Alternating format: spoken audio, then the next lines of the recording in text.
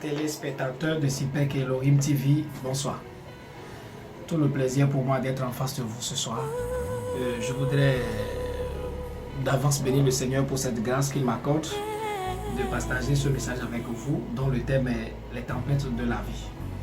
Et je voudrais lire avec vous la portion dans Marc chapitre 4, versets 35 à 41. Je le lis. Ce même jour, sur le soir, Jésus leur dit, passons à l'autre bord. Après avoir envoyé la foule, il l'emmenait dans la barque où il se trouvait. Il y avait aussi d'autres barques avec lui. Il s'éleva un grand tourbillon et les flots se jetaient dans la barque au point qu'elle se remplissait déjà. Et lui, il dormait dans la paupe sur le coussin. Il le réveillait et lui dit, « Maître, ne t'inquiètes-tu pas de ce que nous périssons ?» S'étant réveillé, il menaça le vent et dit à la mer, « Silence, tais-toi !» Et le vent cessa. Et il y eut un grand calme. Puis il leur dit, « Pourquoi avez-vous ainsi peur? Comment n'avez-vous point de foi ?» Et il fut saisi d'une grande frayeur et il se dit les uns aux autres, « Quel est donc celui-ci à qui obéissent même le vent et la mer ?» Oh, bien-aimés téléspectateurs de CIPEC Elohim TV, vraiment c'est le texte de base de notre message de ce soir. Et comme je l'ai dit tantôt, je voudrais parler des tempêtes de la vie. La souffrance est parfois comparée à une tempête naturelle. Quand vous souffrez, vous subissez une tempête spirituellement parlant. Et cette tempête peut vous affecter spirituellement, mentalement, physiquement, matériellement ou émotionnellement. La Bible raconte l'histoire d'une tempête que les disciples de Jésus ont vécue. Vous pouvez lire cette histoire comme je viens de le lire à mes chers téléspectateurs. Cette tempête était une attaque de Satan. Jésus avait dit aux disciples d'aller à l'autre rive. Jésus était avec eux dans la barque. Satan essayait de les empêcher d'atteindre le rive à cause des œuvres miraculeuses qui devaient être faites dans le pays de Gadarénéens. Ça, vous pouvez consulter Marc chapitre 5 pour le constater. Et Jésus a pris autorité sur la tempête. Il menaça les pouvoirs de l'ennemi. Il menaça les pouvoirs de l'ennemi. Et le calme est revenu sur la mer et ils ont continué leur voyage sans encombre. Bien-aimés téléspectateurs de CIPEC Elohim TV, tout ce qui essaie de vous empêcher d'accomplir la volonté de Dieu pour votre vie est une tempête de Satan. Ce n'est pas une souffrance qui résulte de votre désobéissance. Ce genre de souffrance n'est pas non plus la souffrance selon la volonté de Dieu. Ce genre de souffrance, Dieu ne veut pas que quoi que ce soit fasse obstacle à son plan pour vous. Lorsque vous êtes confronté à ce type de tempête, exercez une autorité sur l'ennemi. Jésus vous a donné le pouvoir sur toute la puissance de Satan. Il y a d'autres histoires de tempêtes naturelles enregistrées dans la Bible qui illustrent la souffrance par châtiment pour le péché et la souffrance selon la volonté de Dieu. Nous pouvons constater ces deux histoires dans le livre de Jonas, chapitre 1er, et l'histoire de Paul dans Actes chapitre 27. Et lorsque je pense ces deux histoires, je peux essayer de les décortiquer. Et quand je pense Jonas chapitre 1er, qu'est-ce que je constate? Je constate à travers ce chapitre que Dieu a envoyé Jonas à Ninive pour apporter le message de repentance aux Ninivites. Alors, qu'est-ce qui s'est passé? On a compris que Jonas a pris une direction opposée à celle qu'il devait prendre normalement. Et la suite a été, Jonas s'est retrouvé dans une tempête. Vous savez bien ce qui a été la fin de l'histoire. Mais je voudrais nous aider à comprendre quelque chose à travers l'histoire de Jonas. Premièrement, Jonas, c'est lui-même dans la tempête. Secondo, il a payé le ticket pour prendre la mer. Troisièmement, il était la cause de la tempête. Quatrièmement, Jonas a dormi pendant la tempête.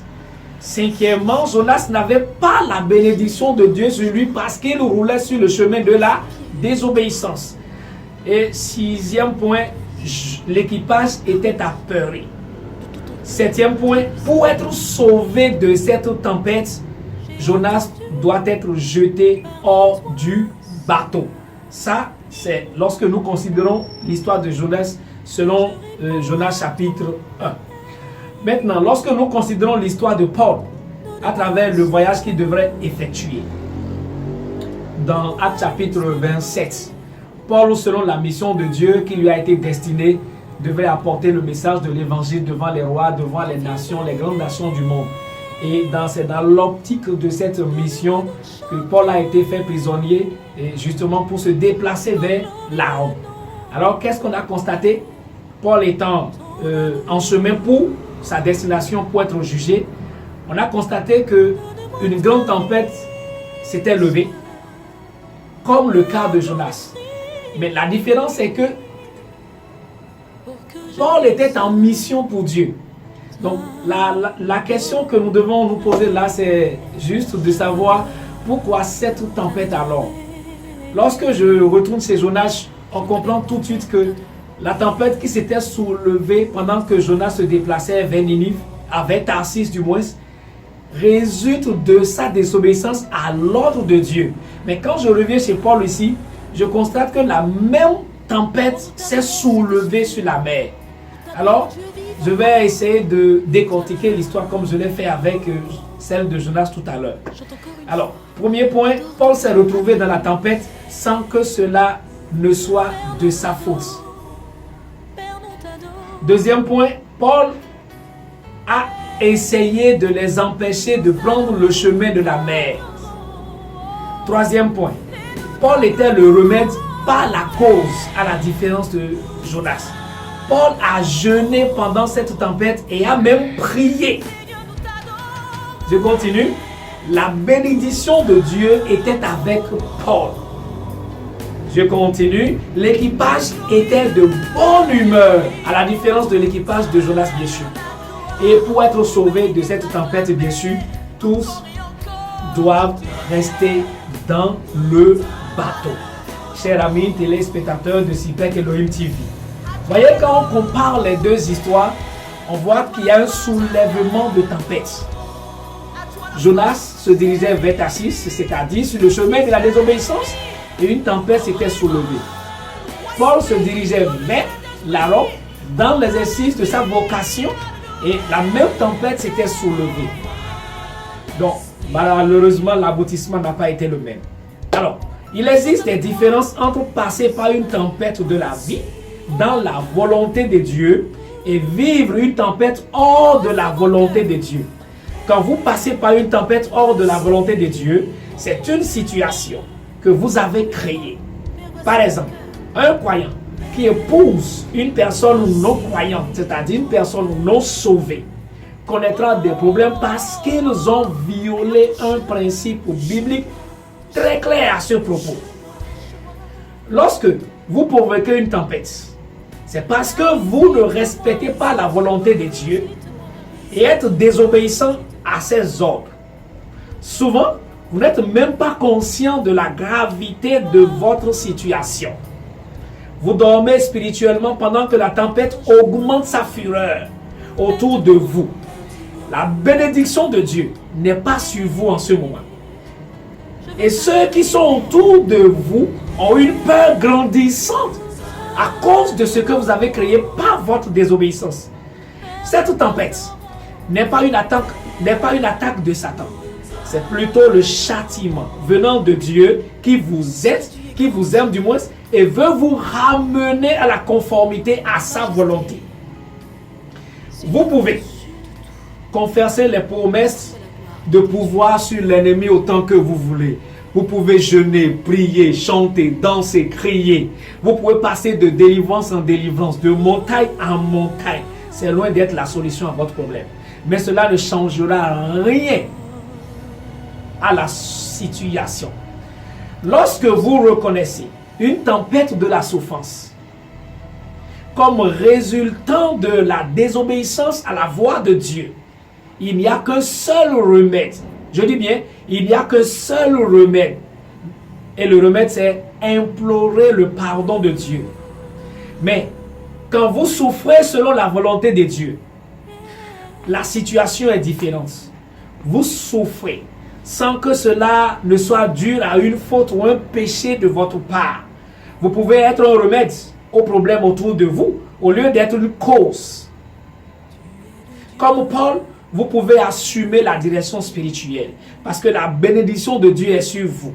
Chers amis, téléspectateurs de CIPEC Elohim TV, vous pouvez apporter des encouragements aux autres parce que vous êtes une solution à la tempête au lieu d'être la cause. Vous ne devez pas abandonner le navire ou fuir le problème. Vous devez demeurer dans le navire de ce type de souffrance car telle est la volonté de Dieu.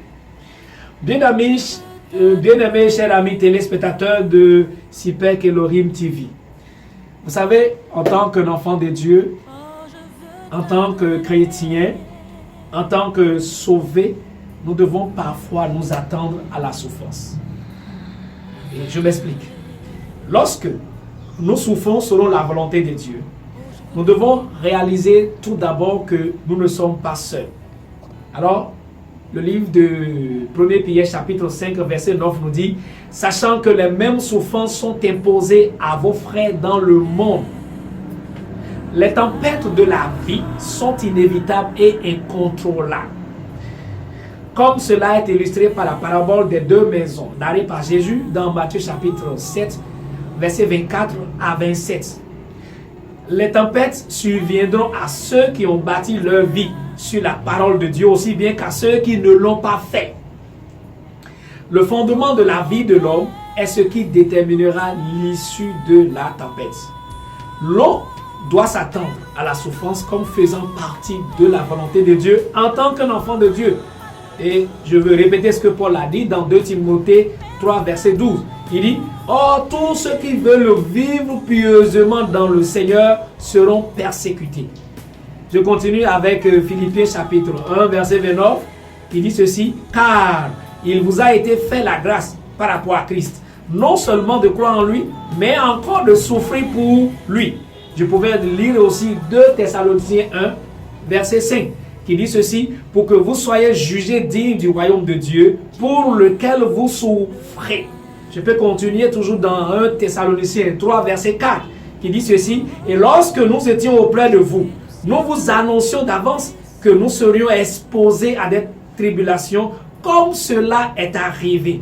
Et comme vous le savez, et je peux finir en lisant Matthieu chapitre 24, verset 9 qui dit ceci, « Alors on vous livrera au tourment et l'on vous fera mourir et vous serez haïs de toutes les nations à cause de mon nom. » Comme vous venez de l'entendre, il y a 2 types de souffrances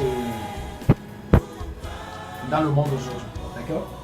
Nous avons parlé de Jonas tout à l'heure, dont la souffrance est le résultat de sa désobéissance à la volonté de Dieu. Et nous avons parlé de celle que l'ennemi a imposée à Paul. Et c'est la même que nous avons remarqué dans le livre de Marc que nous avons lu tout à l'heure. Celle que l'ennemi tente d'imposer à notre Seigneur Jésus quand il se dirigeait vers la vie de Gadaléen pour continuer dans les œuvres miraculeuses. Je ne sais pas, là où tu te retrouves entre les 2 types de souffrances, peut-être que délibérément tu as choisi faire dos à la volonté de Dieu. Peut-être que délibérément tu as choisi faire dos à ce que le Seigneur réclame de toi et que tu te retrouves dans les souffrances de la vie.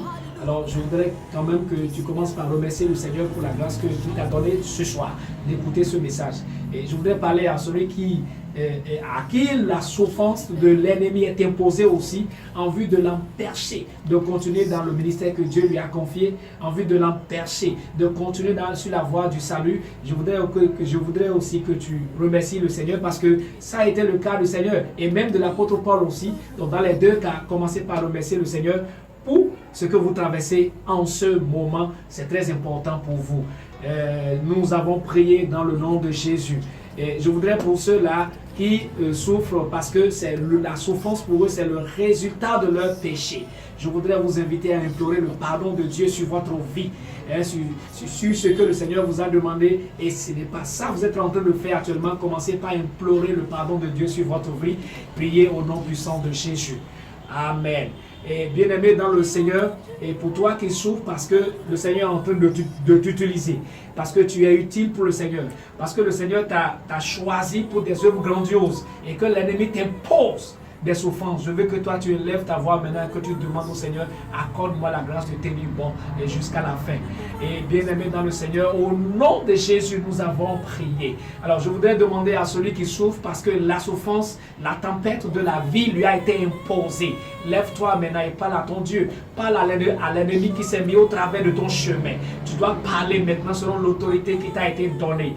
Dis à l'ennemi que tu prends autorité dans le nom puissant de Jésus, qu'il soit lié toutes ces œuvres à l'encontre de ta personne et du ministère qui t'a été confié au nom de Jésus. Élève ta voix et prie.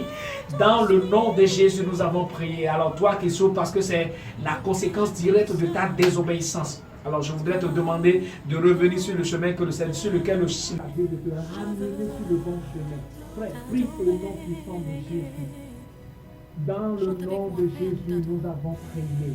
Alors je voudrais prier pour tous ceux qui m'ont écouté ce soir. Seigneur, je te dis merci. Je voudrais te bénir pour ce message. Merci parce que tu as parlé à quelqu'un. Merci parce que quelqu'un t'a écouté. Merci parce que tu as touché quelqu'un. Merci parce que ce message est destiné à quelqu'un. Parce que c'est le résultat de leur péché. Seigneur, je veux que tu les touches et que tu les relèves au nom de Jésus. Je voudrais prier pour ceux à qui les souffrances sont imposées à cause de la vocation céleste. Je prie, j'ordonne afin que tout blocage que l'ennemi a mis dans leur vie soit ôté au nom de Jésus.